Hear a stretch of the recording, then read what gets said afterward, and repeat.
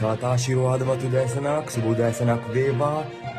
පවුලතුමා ගලාතිවරුන්ට ශුද්ධාත්මයන් වහන්සේ කරුණා කොටගෙන මෙසේ ලියනවා. නමුත් මව් කුස පටන් මා වෙන් කළා වූ මව් කුස පටන් මා වෙන් කළා වූ මව් කුස පටන් ඔබ වෙන් කළා වූ තමන්ගේ කරුණාව කරන කොටගෙන මා කැඳෙව්වා වූ ඔබව කැඳෙව්වා වූ දෙවියන් වහන්සේ තමන්ගේ පුත්‍රයාණන් වහන්සේ ගැන අන්‍ය ජාතීන් අතරේ මා විසින් දේශනා කරන පිණිස පවුලතුමා හිටියා. පවුලතුමාව තෝරාගත්තා. පවුලතුමාව කැඳෙව්වා. පවුලතුමා දෙවියන් වහන්සේගේ වචනේ සම්පූර්ණ කරා. පුත්‍රයාණන් වහන්සේ ගැන දේශනා කරා. අද දවසේ ඔබට දෙවියන් වහන්සේගේ වචනේ කියන ඔබව තෝරගෙන ඉන්නවා.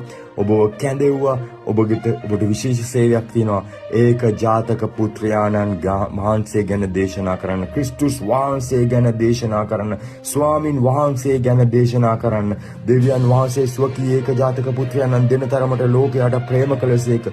ඔබට ප්‍රේම කළසේක. එසේ කළේ උන්වහන්සේ කෙරේ අදාන්න හැම දිනෙකම විනාශ නොවි සදාකාල ජීවනය ලබන පිණිස උන්වහන්සේගේ ඒක ජාතක පුත්‍රයාණන්